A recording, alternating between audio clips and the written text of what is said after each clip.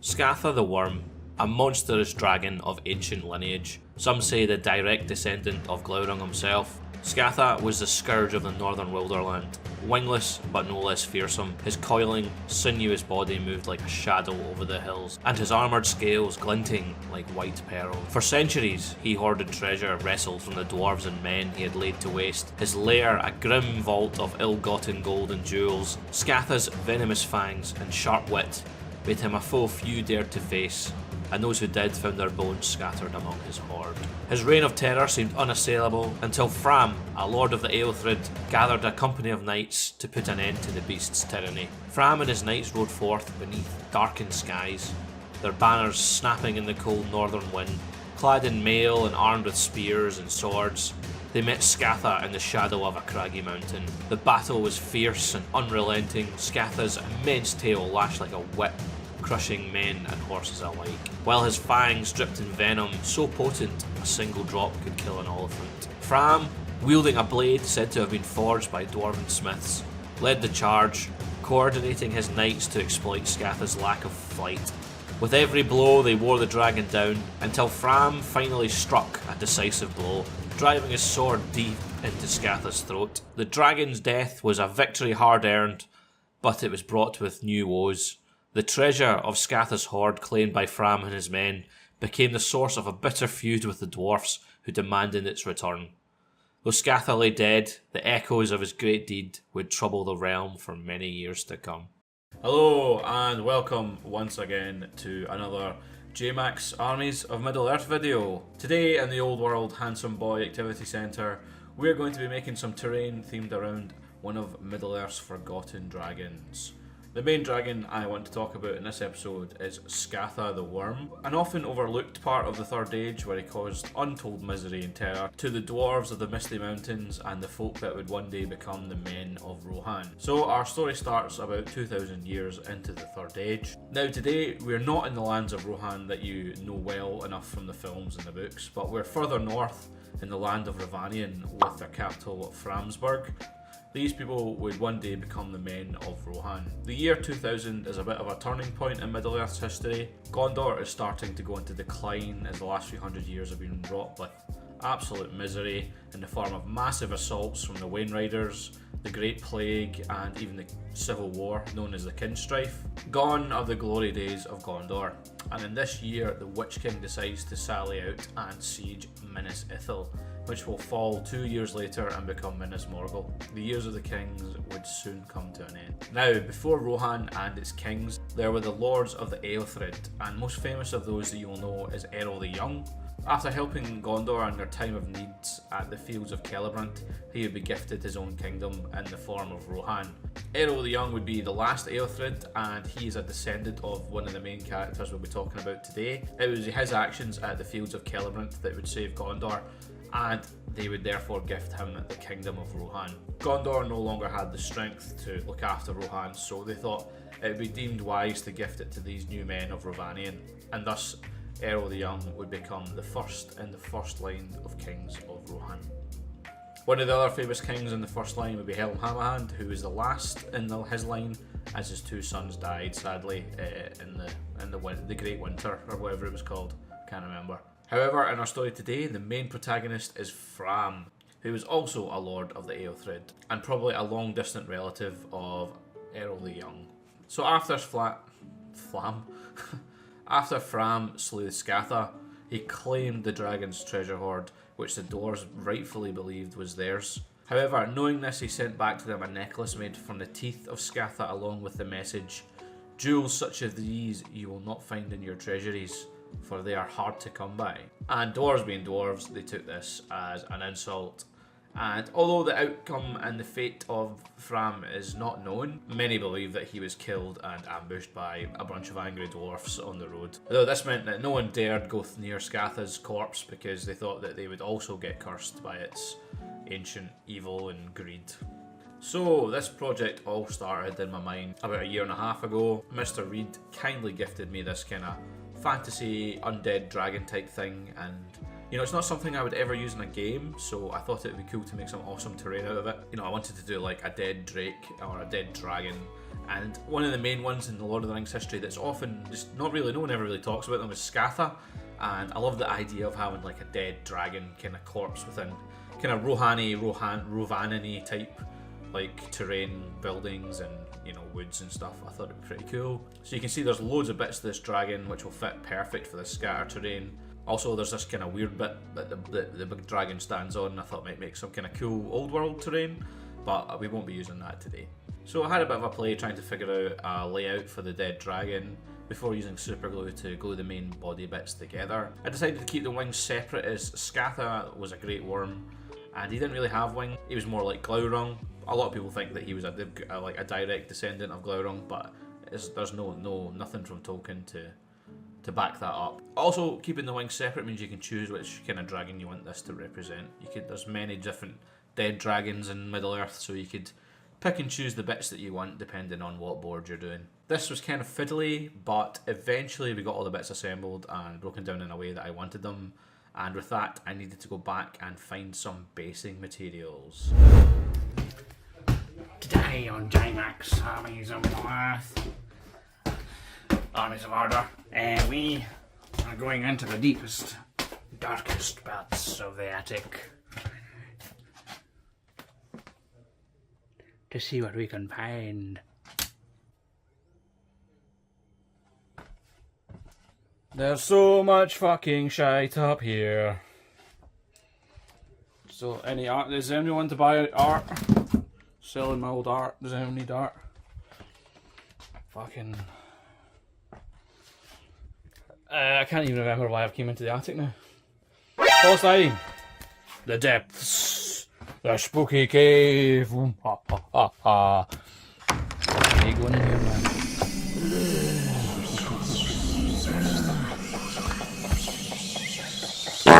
Oh fuck, look! It's the 47th US President! What are you doing in here, pal? Thought you'd be out campaigning or something? Huh? China! Just up in the JMax attic. China! This looks...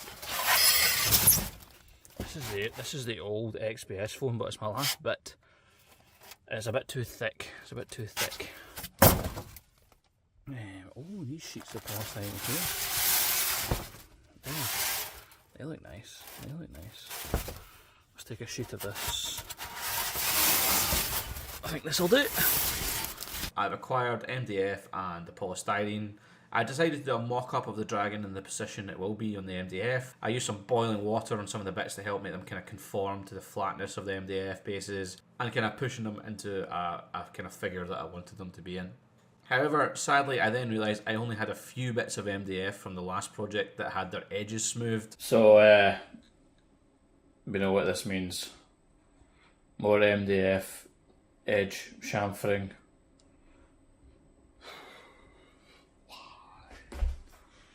The worst, I hate it. So I took all the MDF bits into the comfort of my living room where I was going to start hacking away at the edges and smoothing them down. But unfortunately on the way in I was assaulted by another great beast. He's a habit of running in front of me when I'm walking and trying to break my neck. Not quite a dragon, but he's still a fucking cunt. Fucking wee dick.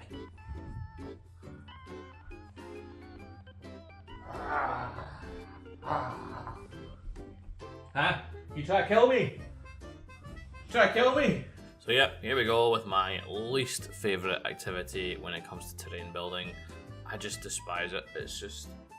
I just if I'd bought the right things, I wouldn't even need to do this task. I think that's the kind of task that I hate doing the most. One that I know if I just bought the right thing, I wouldn't need to do, because I could have easily have just bought MDF pre-chamfered.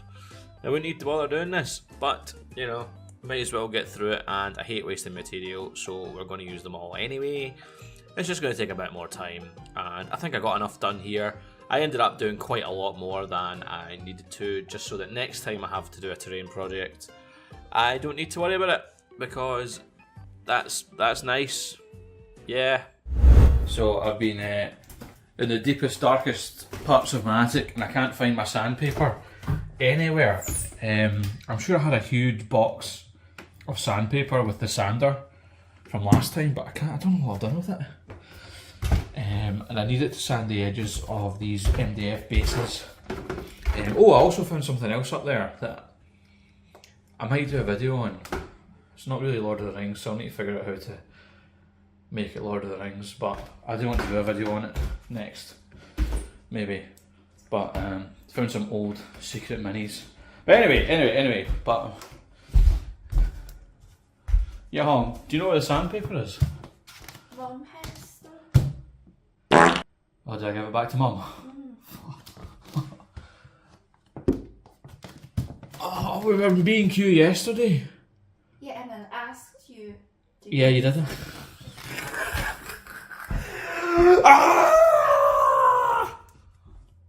Well, another B&Q trip. So I'm going to have to. Oops. I'm going to have to go out and buy some more sandpaper, but in the meantime, I'm just going to crack on and get these bones into the base. Cool.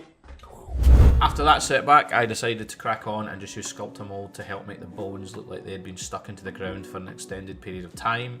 For the bigger piece of Scatha's main body, I used some of the polystyrene to build up under the drake, meaning I wouldn't have to use so much Sculptamold as it, it would take a long time to dry. These bits of polystyrene were just glued in place and until I was happy. This is kind of the point I decided to make some wing pieces as well.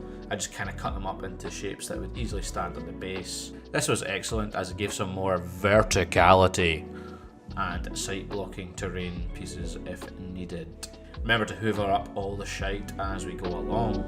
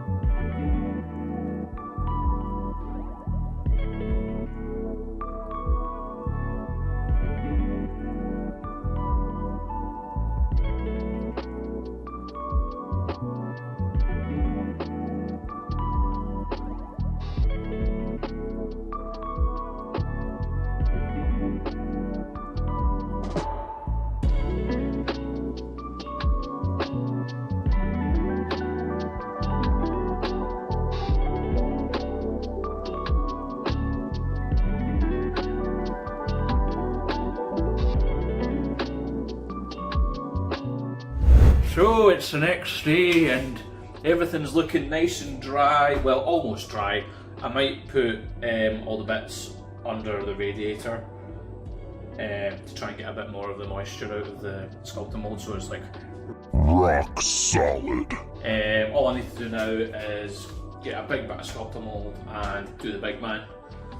All the polystyrene that makes the height is dry, so I'm just going to get a lot of Sculptamold in and just make it look like he's kind of fallen into the ground, and yeah, just go from there. Oh, transition.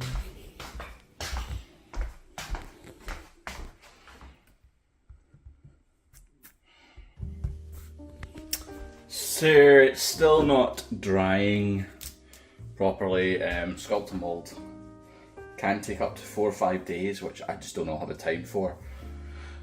To dry because this room's quite cold. So what I'm going to do is I'm going to take them through to the living room and put them in front of the radiator.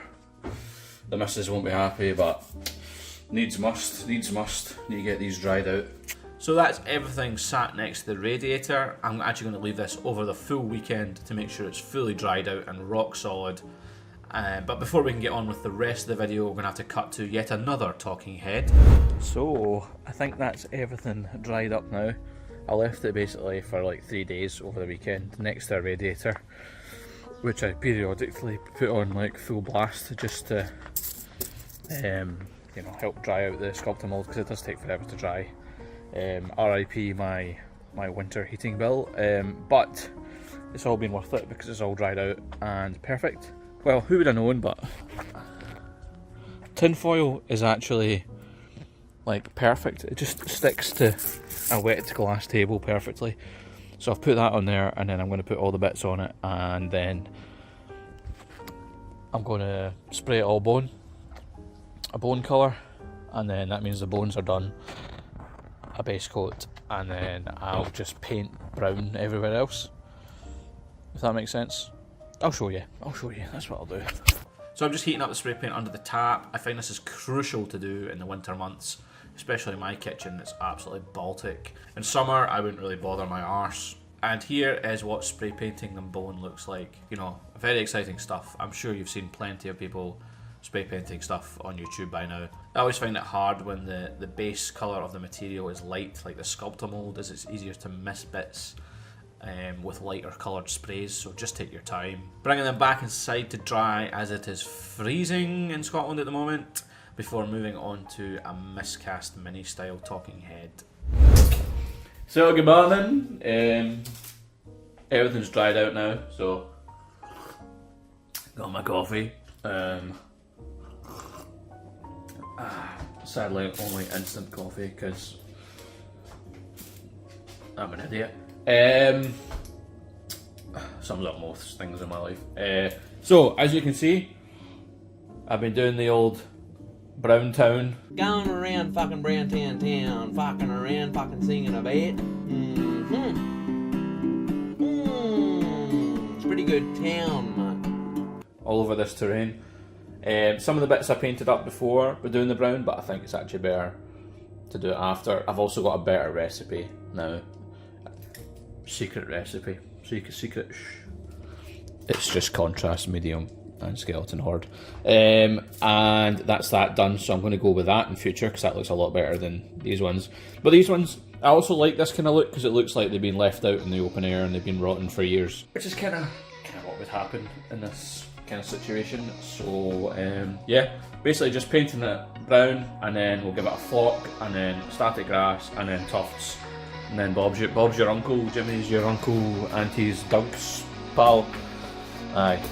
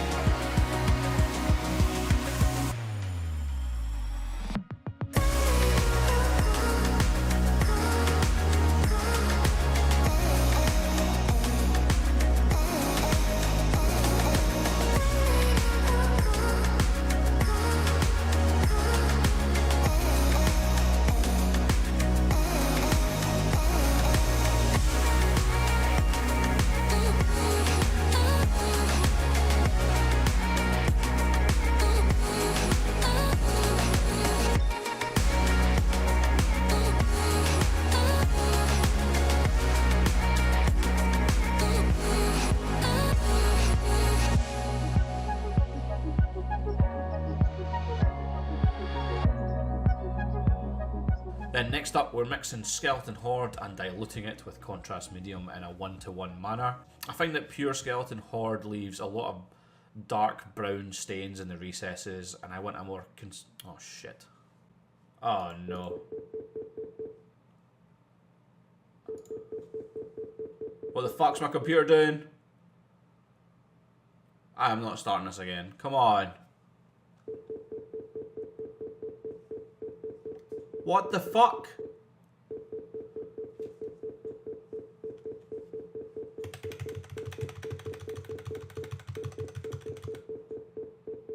Fuck off!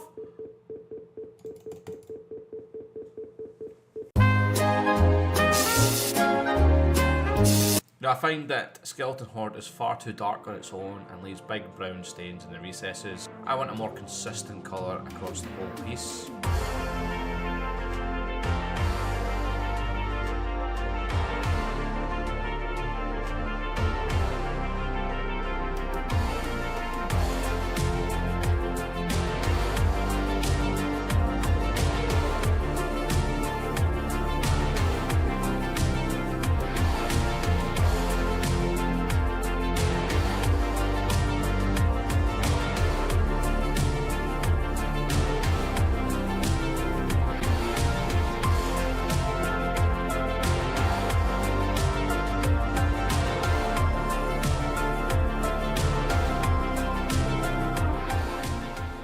I missed a bit, but I just washed my brush. I've got an idea.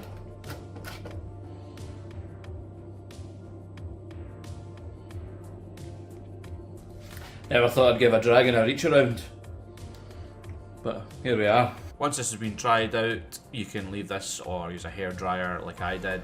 We don't want this to be wet when we start dry brushing. Dry brush a bone colour, I think I used Skeleton Horde. I then added in white to the Skeleton Horde to make it 50-50, and did an even lighter dry brush just to kind of pick out all the super duper duper details. Now it's time for the secret ingredient. Super matte varnish. You might not think this will help, but wait till you see. It's just, oh, fantastic. Apply the varnish all over the Mini and let it dry again. This will just take the glossiness you get from contrast paints right out of the equation. I will not use contrast paints without using matte varnish now. It's just a game changer for myself. You know, this is just my opinion, but I don't like the kind of glossy finish or the kind of satiny glossy finish you get with contrast paints. Just a matte varnish, a super matte varnish just makes it look 10 times better. But that's just my opinion. So just a wide establishing shot here before moving into a close-up shot of everything. Once the PVA glue has been scooshed on, we use a paintbrush to kind of get it into all the nooks and crannies. We've covered up all the kind of brown paint. We don't want to miss any as this will mean it won't get any ground texture.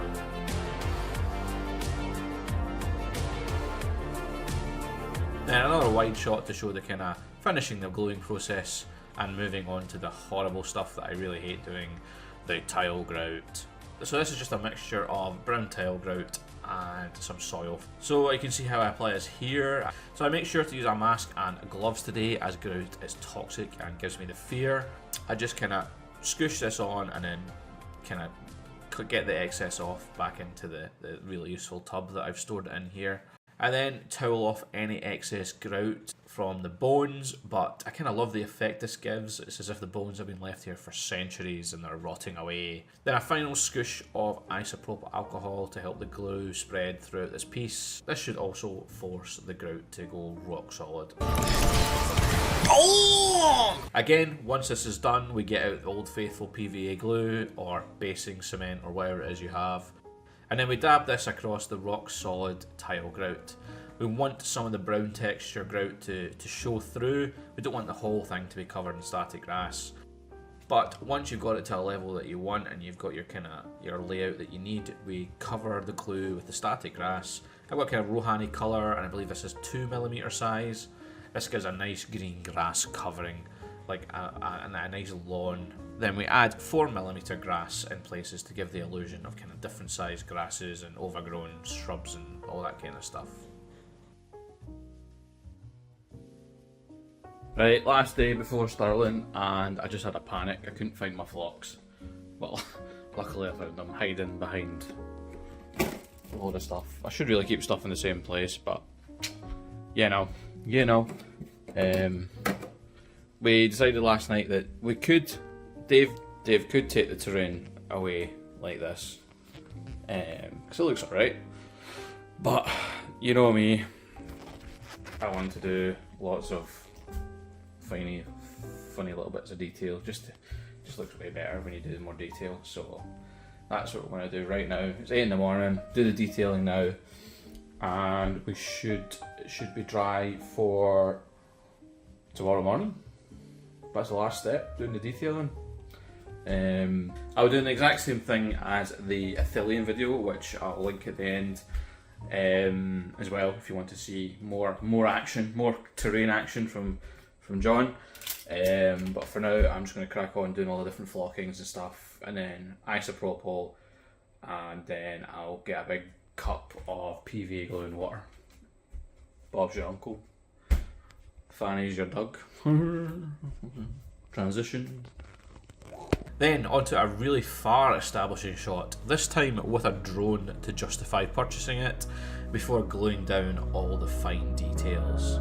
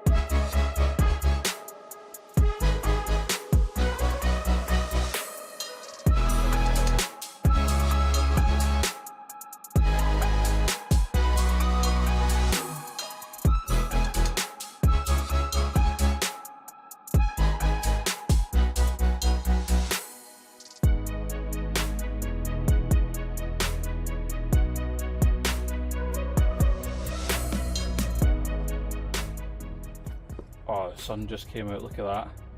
Look at that for a shot, lads.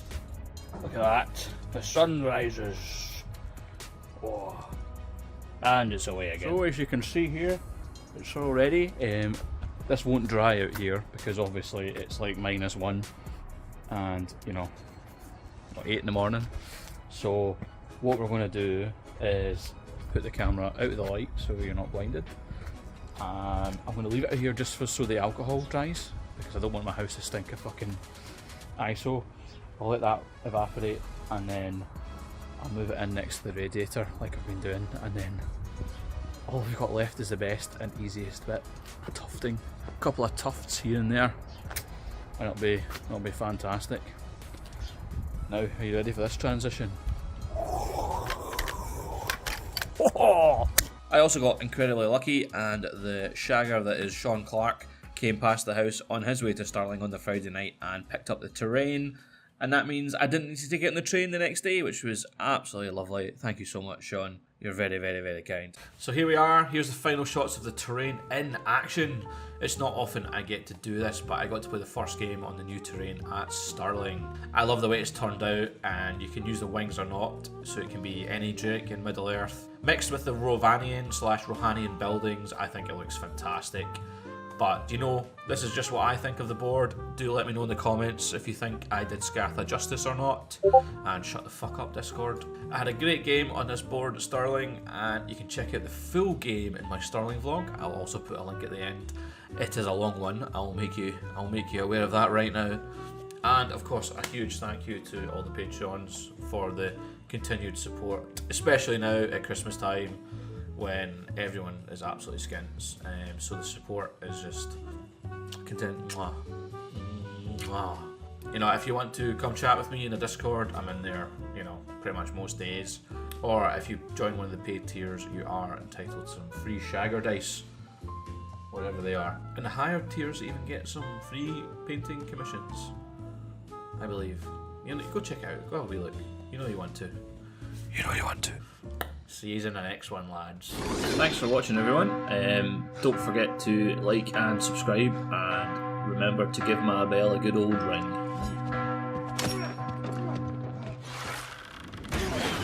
Wow. You know, these people would one day descend... Oh, fucking shut the fuck up. These people would one day become... After these people...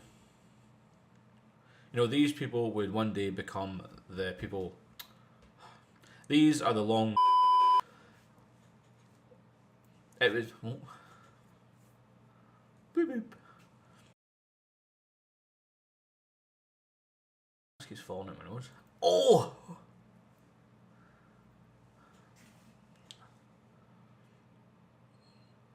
However, our main. For fuck's sake. I'll be doing exactly the same thing as the Osgiliath video, the Osgiliath Ruin video. I'll be doing the exact same thing as the Athelian video. Fucking hell. I've not woken up yet.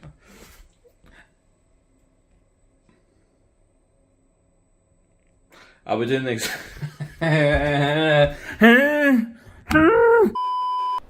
Oh, and also let me know what you think of my first attempt at writing that kind of Lord of the Rings story at the start here. I think it's alright. You know, I know it's not exactly the best, but it's still better than what these two fucking bellends achieved. We like the idea of a wizard who didn't know who he was and who didn't know where his allegiances should lie and was forging a friendship with some halflings. That's as far as our thinking got.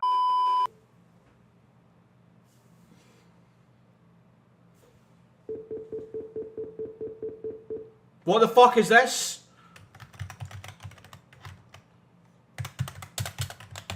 It's completely frozen. Try and move the mouse, it does this. Beep beep beep beep! I'm gonna have to start this all again.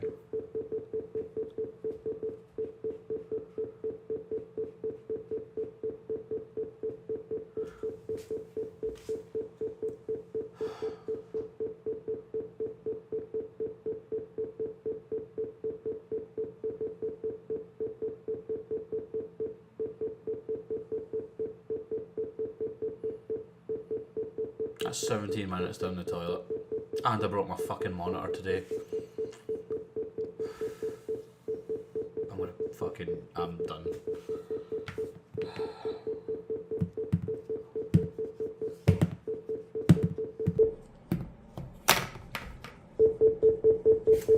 Reboot. All that work gone.